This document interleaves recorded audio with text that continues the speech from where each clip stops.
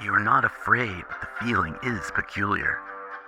Even the stoutest of heart quivering with the faint shiver of trepidation. The earth gently receding beneath your feet. Chicago is below you. The boulevards mere lengths of white string. The white city a misty mirage, fading into obscurity. In the distance, as if on the extreme edge of the world, the lake looms like a deep blue cloud, shot with glittering stars. Midway Plaisance and Jackson Park, flatly outlined in rich greens and warm browns, dotted with flecks of steel and dapples of white. Gradually, the ribbons of color broaden into roadways, sheets of water and buildings. They come ever nearer as the Midway ascends to meet us. We step out of the car, convinced that we have not been moving. Rather, the rest of the world has been taken with a vertigo, and only just now recovered its equilibrium. The great wheel standing as the solitary pillar of constancy, an unyielding anchor which the universe gracefully revolves.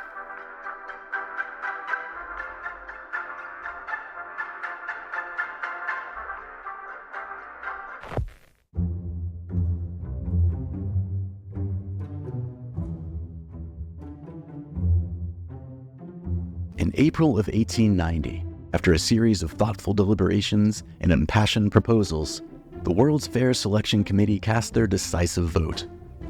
In a testament to American ingenuity and cultural prominence, they chose the rapidly growing industrial hub of Chicago, Illinois, as the illustrious stage for celebrating the 400th anniversary of Columbus's momentous discovery of the New World. Following the Paris Exposition in 1889, in which the engineering marvel of the Eiffel Tower made its iconic debut, there was immense pressure on Director of Works Daniel Burnham to craft a response that would rival the grandeur and ingenuity of Eiffel's architectural marvel, presenting an American counterpart that could stand proudly as an emblem of the nation's creativity and ambition. In preparation for the 1893 fair, Burnham assembled an all-star team of designers and architects, with one simple directive: make no little plans. But Burnham was frustrated by the lack of innovation and obvious derivatives of Eiffel's tower design. Enter George Washington Gale Ferris Jr., a 33-year-old engineer from Pittsburgh, whose company was charged with inspecting the steel used by the fair.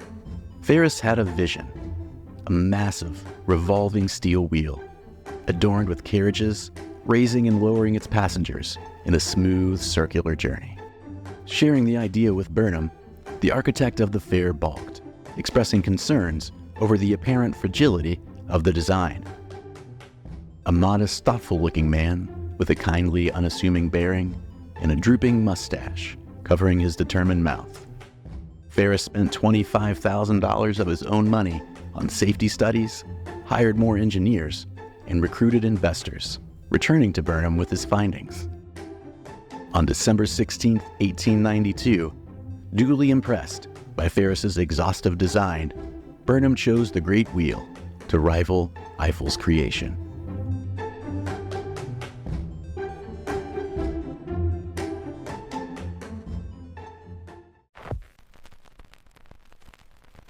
It was largely a matter of pique. I saw that the architects of the country were getting all the credit for the exposition, and I determined that the engineering profession should be represented by something that would stand as a monument. George Washington Ferris, 1893.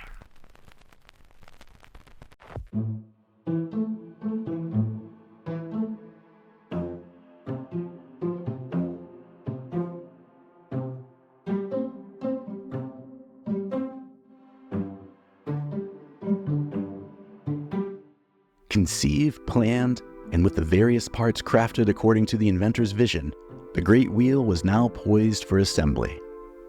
Artisans from many distant cities have been gathered, presenting the most prodigious task ever faced by an engineer. And it was entrusted only to the most skilled and experienced operators. Constructed in just under 6 months, Ferris's wheel was a marvel of engineering grandeur, featuring 2 identical wheels meticulously connected by a symphony of rods and struts.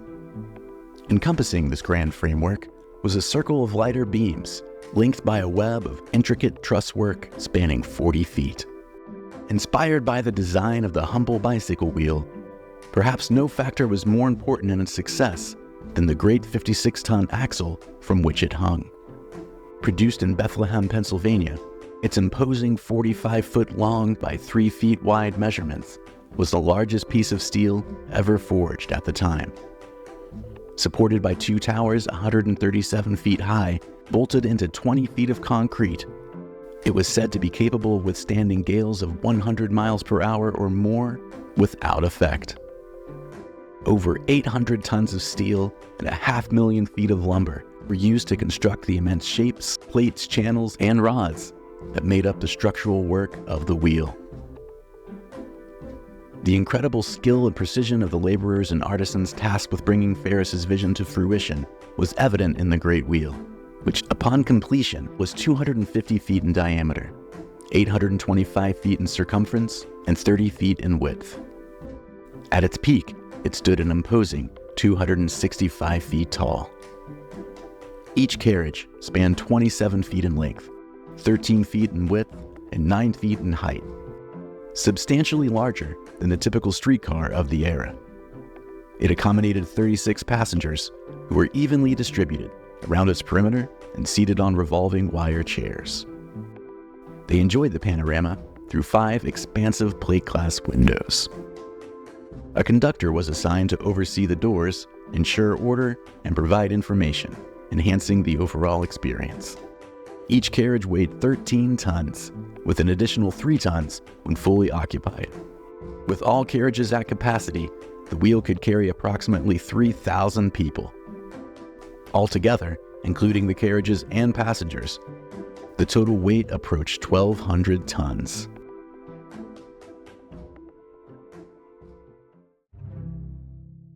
To celebrate the formal opening of the splendid enterprise, a distinguished gathering had met about its mighty steel base. Swinging in a car 150 feet in the air, a big brass band was lustily playing "My Country 'Tis of Thee," and from every point of vantage, the stars and stripes were afloat. All along, the plaisance was crowded with people, looking upward at the steel cobweb as it spun slowly around on its ponderous axle. From the grated windows in Cairo Street, dancing girls and street performers peered curiously out, while representatives of 20 nations gazed with wonder at the completed triumph of American engineering. Shortly after 3:30 p.m., the Master of Ceremonies rapped for order and introduced Mr. Ferris. The inventor, with graceful modesty, outlined the progress of his great work, ascribing most of the credit to the unwavering encouragement and faith of his wife, and to the men who have aided him financially or otherwise. He expressed the hope that the giant wheel might not be thought unworthy to stand as a representative of the skill and daring of engineers, and he dedicated the completed work to the profession of which he is a member. 3 cheers were proposed in his favor, and every man on the platform was on his feet in an instant. Amid more cheers, Mr. Ferris blew the golden whistle, and the massive axle began to revolve.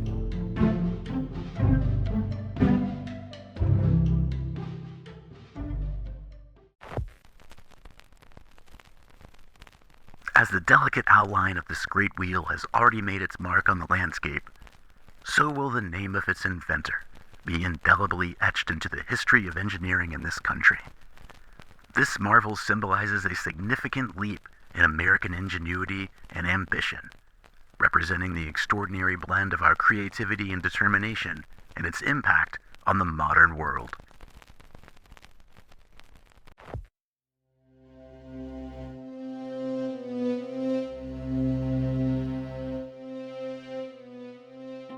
The wheel's grand silhouette etched itself against the horizon, a rich tableau of experiences awaiting each rider.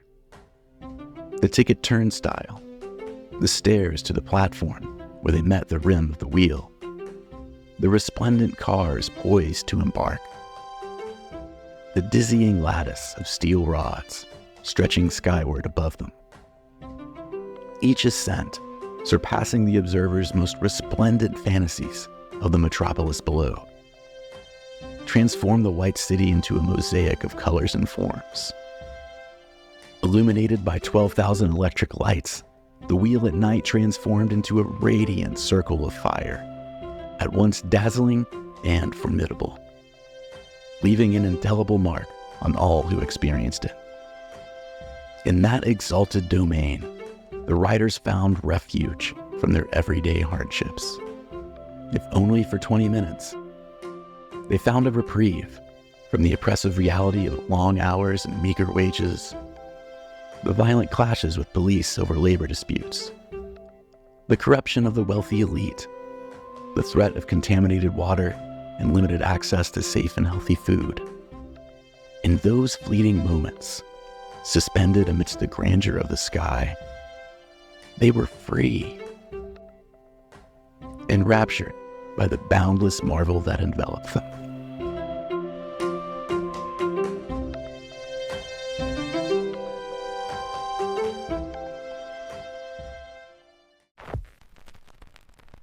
On entering a coach and as the first motion is experienced, one feels inclined to make his peace with God and man, leaving his will and tender farewell to friends behind, assured that he will never return to the solid earth alive.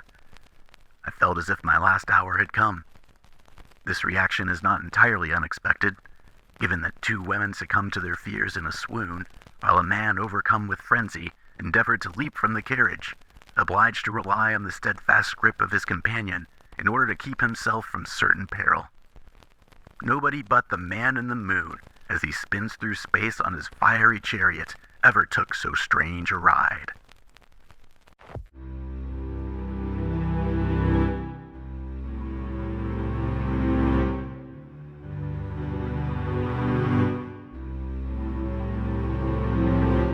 During a span of 19 weeks, nearly 1.5 million people paid 50 cents for a 20-minute ride on Ferris's wheel, yielding approximately $750,000 in revenue. But as the grand spectacle of the fair drew to a close, Ferris found himself ensnared in a complex web of legal battles. Disputes primarily centered around outstanding debts owed to his suppliers, further complicated by the strained relationship between Ferris's company and the exhibition committee over the distribution of profits, with Ferris asserting that exhibition management had robbed him and his investors of their rightful share. Litigation persisted for a grueling 2 years. Ferris's health had suffered considerably during the ordeal of construction and went further downhill over the following 2 years of litigation, the resolution of which left him in a financial state far less prosperous than he had originally envisioned. After the fair, the wheel was briefly relocated to neighboring Jackson Park, where it operated as a standalone tourist attraction. But it was not the success expected, leading to its eventual seizure by city officials. Adding insult to injury and further impacting his already ailing health, Ferris's wife of 10 years chose to part ways with him shortly thereafter. Concerned by his deteriorating condition, friends and family insisted Ferris seek medical attention, where attending physicians noticed his system had been exhausted by stress and overwork. The legal battles continued to rage on, even as he lay in hospital, where within a matter of days of checking himself in, he contracted typhoid fever. Following the inaugural run of the wheel, the Master of Ceremonies offered a rapturously received toast to the health of George Ferris. A mere 3.5 years later, at the age of 37, George Washington Gale Ferris breathed his last breath, alone and destitute within the somber confines of Mercy Hospital. The wheel itself still possessed a spark of life, as visionary entrepreneurs investing in the forthcoming 1904 World's Fair proposed to purchase, dismantle, and transport it to the host city of St. Louis, Missouri. Reassembled there, it played an instrumental role in that fair's resounding success. Yet in 1906, long after the echoes of the festivities had faded, city officials decreed the removal of various structures and attractions, Ferris wheel included. A fleeting attempt to bring the wheel to Coney Island faltered under the prohibitive cost of relocating such a monumental structure. Ultimately, The St. Louis proprietors deemed it more cost-effective to simply destroy the wheel and sell the metal for scrap. On May 11, 1906, at the behest of 100 sticks of dynamite detonated at its foundation, the greatest engineering marvel since the Eiffel Tower succumbed to the blast, collapsing into a heap of twisted metal. Scrap handlers, armed with torches, set to work disassembling the once mighty structure into smaller, more manageable pieces. A large crowd gathered to witness the event, and for them, the destruction marked a poignant end to St. Louis's finest hour.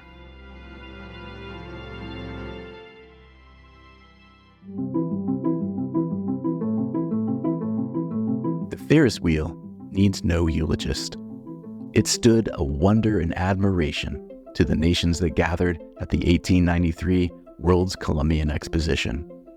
Sublime in its proportions, awe-inspiring in its ponderous weight, a marvel of construction, and on any given summer day on the boardwalk, or at local fairs and festivals around the world, it remains a steadfast monument to the glories of the past.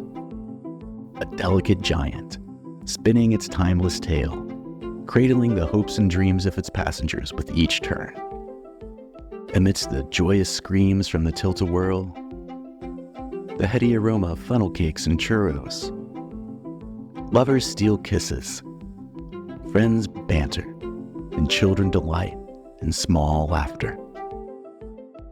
The Ferris wheel spins on through the annals of our memories, each rotation penning another page in the endless summer story of us all, illuminated by the golden glow of shared human experience.